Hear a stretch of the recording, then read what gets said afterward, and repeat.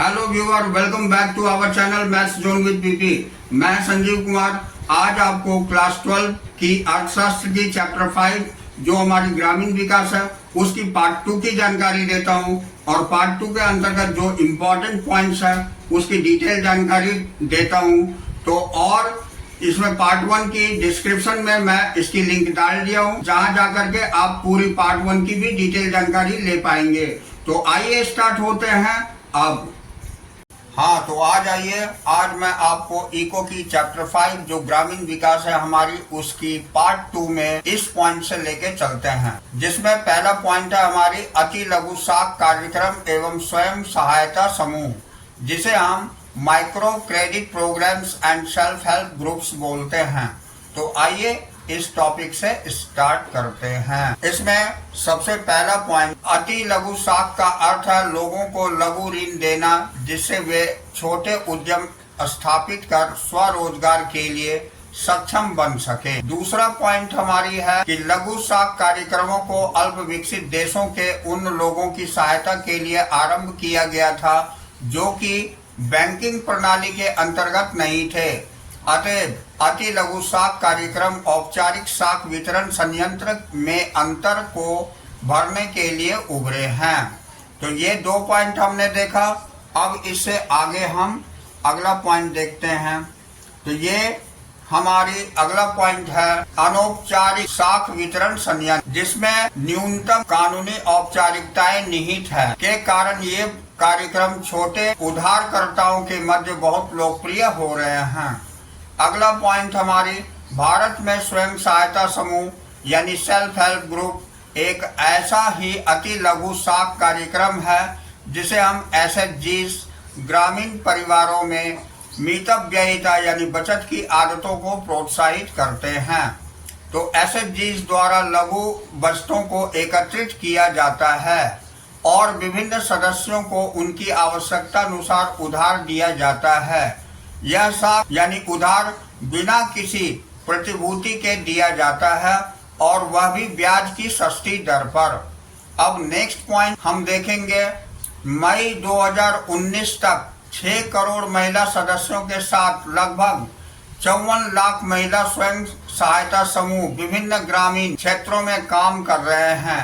लगभग 10,000 से 15,000 प्रति एसएचजी और उसके अतिरिक्त 2.5 लाख प्रति एसएचजी को परिक्रमी निधि के रूप में सामुदायिक निवेश सहायता कोष यानी community investment support fund CISF का सृजन किया जाता है, जिसके फलस्वरूप आय सृजन हेतु महिला सदस्य स्वरोजगार को अपना सकती है।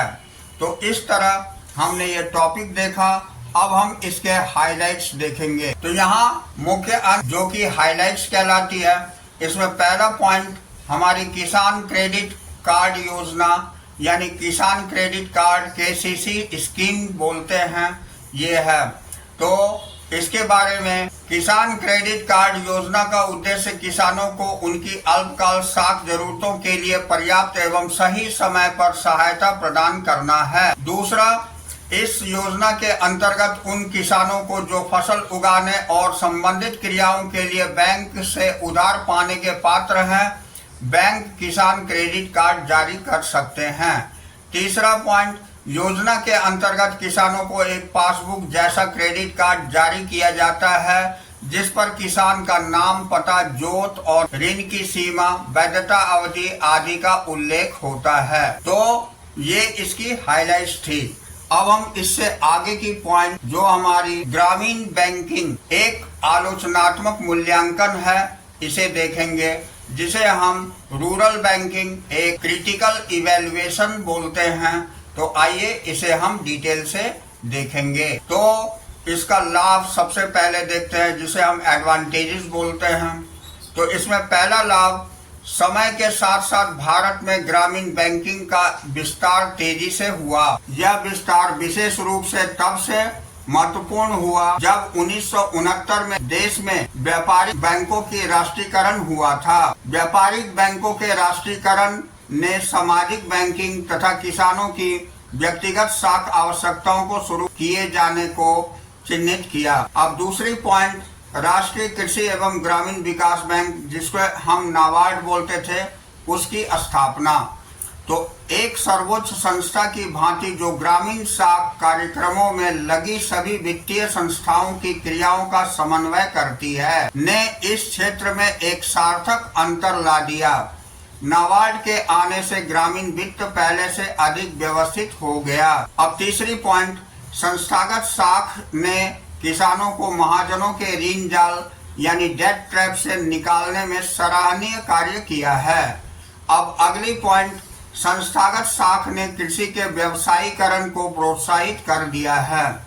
तो ये इसके लाभ थे। अब हम इसकी दोष यानी कि कमियां देखेंगे, जिसे हम डिफिशियंसीज बोलते हैं। तो ग्रामीण बैंकिंग प्रणाली के दोष यानी कमियों का समान रूप से नजर आते हैं। इस संबंध में उल्लेखनीय अवलोकन इस प्रकार है। पहली पॉइंट है, बैंकिंग साख या संस्थागत साख को सदा गिरवी रखी जाने वाली वस्तु यानी कोलेट्रल से जोड़ा गया है, जिसके कारण छोटे और सीमांत किसानों का एक बड़ा भाग इसकी परिधि या घेरे से बाहर रहा है। अब अगला पॉइंट हम देखेंगे, लोकवाद, जिसे हम पॉपुलिज्म बोलते हैं, के लाभों पर यदि दृष्टि डाले तो हम देखेंगे कि किसानों से ऋण वसूली में सरकार अक्सर बहुत ही नरम रही है। परिणाम स्वरूप समय के साथ चूक की दर यानी डिफॉल्ट रेट में काफी कमी हुई है। अब नेक्स्ट पॉइंट, व्यापारिक बैंकों के अतिरिक्त अधिकांश वित्तीय संस्थाएं यानी किसान परिवारों में मितव्ययिता की संस्कृति यानी कल्चर ऑफ थ्रिफ्ट को विकसित करने में विफल रही है। लोगों की बचतों को एकत्रित करने का कार्य भी धीमा रहा है। अब 1991 के आर्थिक सुधारों के बाद ग्रामीण क्षेत्रों में सामाजिक बैंकिंग को एक झटका लगा है।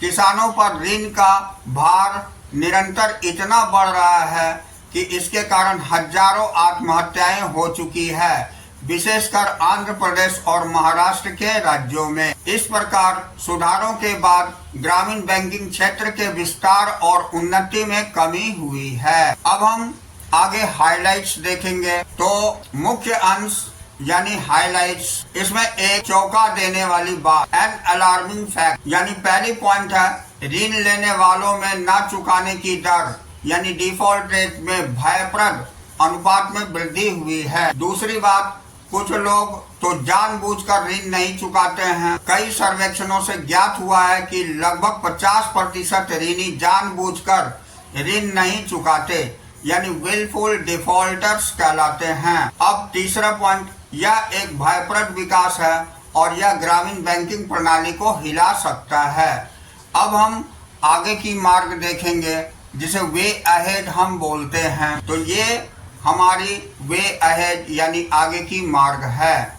तो इसके बारे में डिटेल जानकारी प्राप्त करेंगे। तो पहली पॉइंट है इसमें, इस स्थिति को सुधारने के लिए हाल के वर्षों में सभी वयस्कों को जन धन योजना यानी जन धन योजना नामक स्कीम के एक भाग के रूप में बैंक खाते खोलने के लिए प्रोत्साहित किया गया है।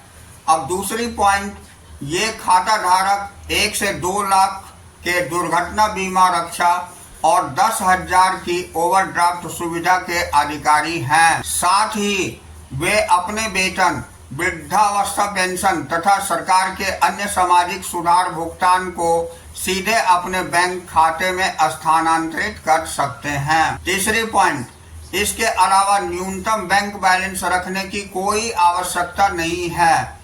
इससे देश में 40 करोड़ से अधिक नए खाता धारक बन गए हैं, जिससे जनता के बीच बचत को बढ़ावा मिला है। अब हम अगली पॉइंट देखेंगे। तो बैंकों ने इन खातों के माध्यम से 1,40,000 करोड़ से अधिक की धनराशि जुटाई है। इसलिए आवश्यक है कि सरकार ग्रामीण बैंकों को उत्पादन उद्देश्य के लिए एक सामाजिक आवश्यकता समझे, न कि वह क्रिया जिसमें राजनीतिक लोकप्रियता प्राप्त हो। तो ये थी हमारी आगे की मार्ग यानी कि वे अहेड। तो अब हमारा अगला पॉइंट है कृषि विपणन यानी ग्रामीण क्षेत्रों में विपणन, जिसे हम एग्रीकल्चरल मार्केटिंग यानी मार्केटिंग इन रूरल एरियाज कहते हैं। तो आइए इसके बारे में डिटेल जानकारी प्राप्त करते हैं। तो इसमें पहली पॉइंट, फसल कटाई के बाद किसानों को अपनी फसल उत्पाद को संग्रह करने की आवश्यकता होती है। उसे प्रसंस्करण यानी प्रोसेस करना होता है और वर्गीकरण यानी ग्रेडिंग करना होता है और अंततः बाजार में भेजने से पहले पैकिंग तथा उसका भंडारण करना होता है। अब कृषि विपणन में फसल कटाई और किसानों द्वारा उत्पादन की अंतिम बिक्री के बीच की ये सभी प्रक्रिया शामिल होती है। अब हम इसका अर्थ देखेंगे यानी मीनिंग। तो कृषि विपणन को उस प्रक्रिया के रूप में परिभाषित किया जा सकता है जिसमें निम्नलिखित सभी क्रियाएं शामिल होती है। अब कौन कौन सी क्रियाएं शामिल होती है ये हम नीचे देखेंगे। तो इसमें सबसे पहली क्रिया है फसल कटाई के बाद उसको इकट्ठा यानी गैदरिंग करना। दूसरी है उत्पादन का प्रसंस्करण यानी प्रोसेसिंग करना, जैसे भूसे को दाने से अलग करना। तीसरी है कोटी यानी क्वालिटी के अनुसार उत्पादन का वर्गीकरण यानी ग्रेडिंग करना। चौथी पॉइंट है क्रेताओं की पसंद के अनुसार उत्पादन की पैकेजिंग करना। और पांचवी पॉइंट है भविष्य में बिक्री के लिए उत्पाद का भंडारण यानी स्टोरिंग करना। और छठी पॉइंट उत्पाद की बिक्री तथा वितरण यानी सेलिंग एंड डिस्ट्रीब्यूटिंग तब करना जब कीमत लाभप्रद हो। तो अब हम लक्ष्य देखेंगे यानी गोल। इससे अभिप्राय किसान की केवल उस प्रक्रिया से नहीं है जिसके द्वारा वह अपने उत्पाद को बिक्री के लिए बाजार में लाता है, बल्कि इसमें वे सभी गतिविधियां यानी प्रक्रियाएं शामिल हैं जो उनके उत्पाद के बदले में उसे अधिकतम कीमत प्राप्त करने में सहायता करती है। तो अब देखिए, अब हम हाइलाइट्स यानी मुख्य अंश देखेंगे। तो इसमें पहला है कि कृषि विपणन एग्रीकल्चरल मार्केटिंग।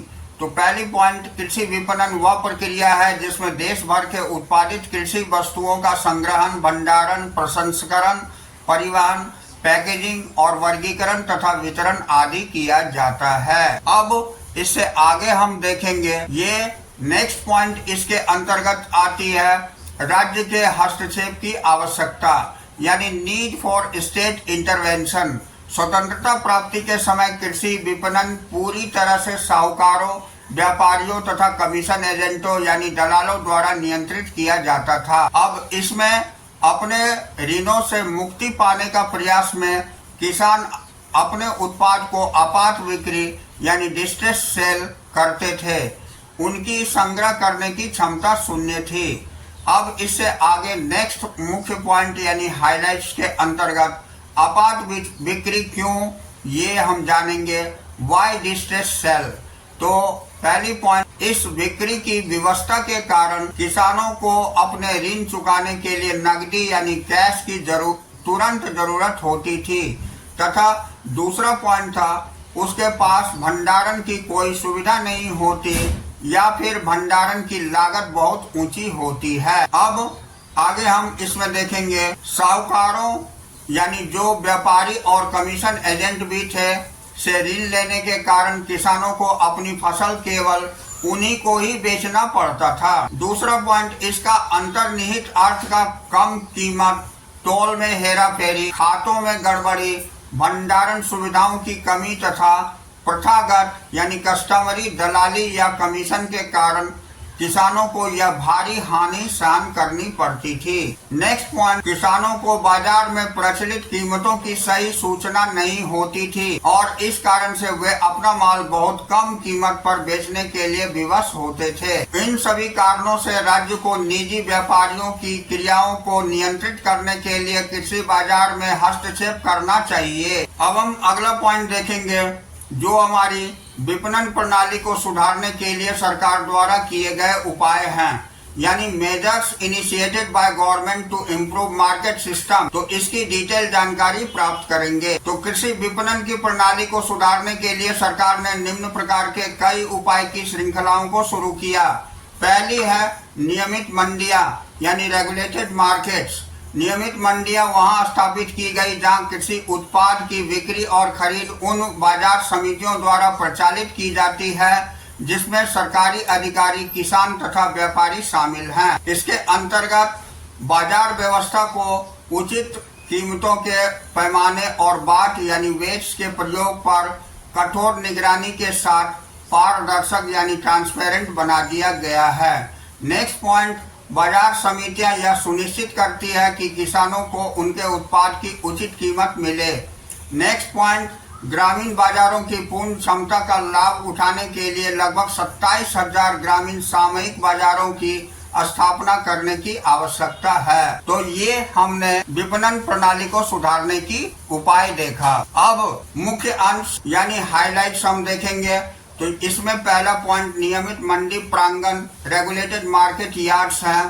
तो इसमें सरकार ने देश के अधिकांश भागों में कस्बों यानी टाउन के निकट नियमित मंडी प्रांगण यार्ड को निर्मित किया है। दूसरी पॉइंट, अपने उत्पाद की स्वतंत्र एवं उचित बिक्री के लिए किसान इन प्रांगणों में आ सकते हैं। ये प्रांगण किसानों को भंडारण सुविधा भी उपलब्ध कराते हैं।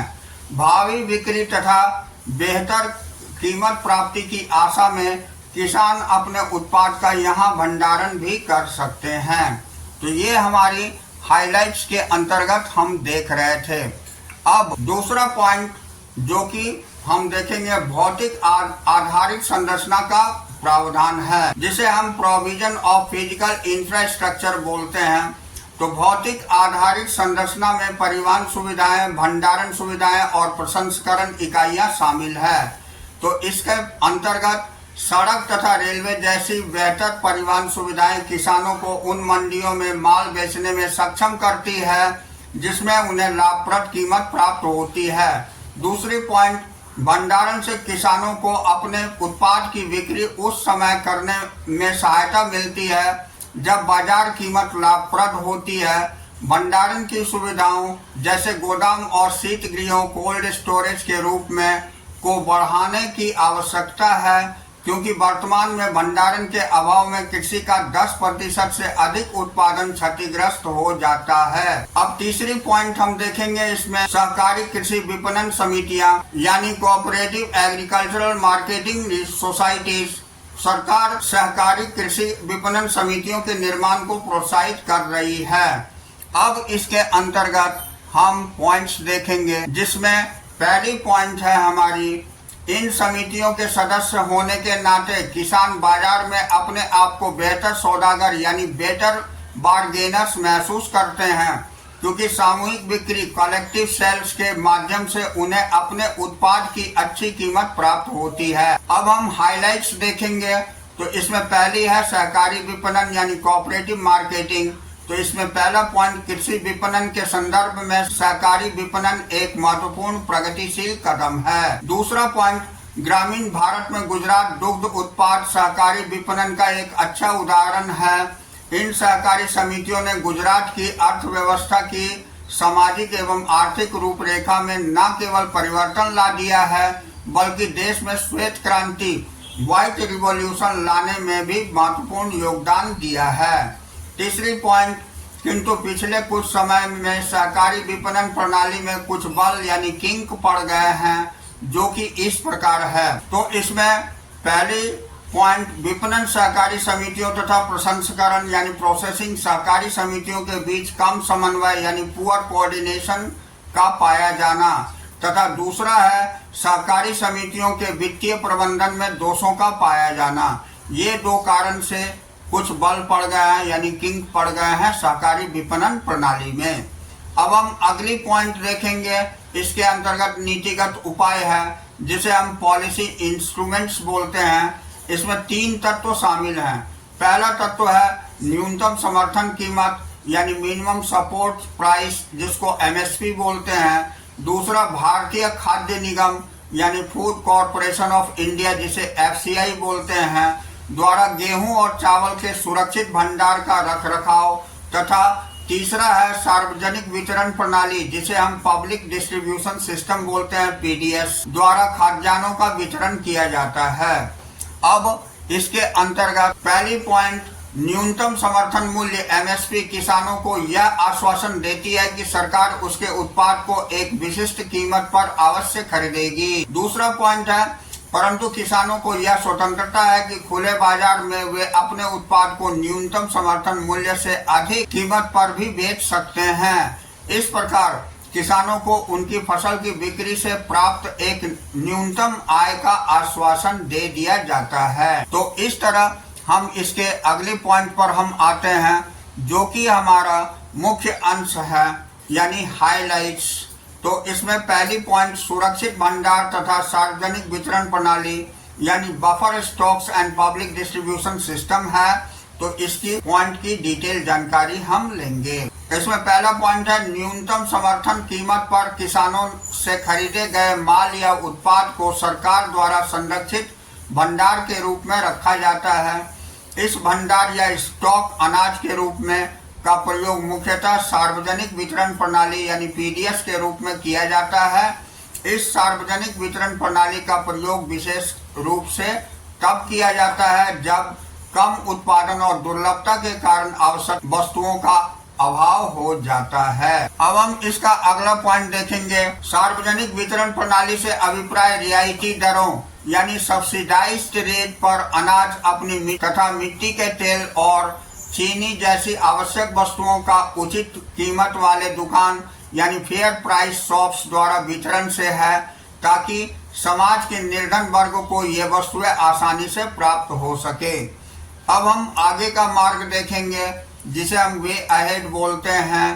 तो इसमें सरकार ने क्या क्या कदम उठाए हैं उसकी जानकारी लेते हैं। तो इसमें पहला पॉइंट है सरकार द्वारा अपनाए गए इन उपायों के फलस्वरूप कृषि विपणन व्यवस्था में कुछ उल्लेखनीय प्रगति अवश्य हुई है, परंतु अभी उस अवस्था तक पहुंचने में समय लगेगा जब लाखों छोटे और सीमांत किसान इस योग्य हो सके कि विपणन प्रक्रिया के सभी चरणों में वे अपने स्वहित की रक्षा कर सके। अब इसका अगला पॉइंट सच्चाई यह है कि छोटे और सीमांत किसान अभी भी आपात बिक्री के उस दोषपूर्ण व्यापार के शिकार हैं जिस पर ग्रामीण साहूकारों और कमीशन एजेंटों का प्रभुत्व बना हुआ है। दूसरी बात, आश्चर्य की बात यह है कि अभी भी लगभग 90% कृषि विपणन व्यवस्था पर निजी व्यापारियों का नियंत्रण बना हुआ है। सहकारी संस्थाएं और सरकारी समितियां सकल कृषि उत्पादन के मात्र 10% अंश पर ही अपना नियंत्रण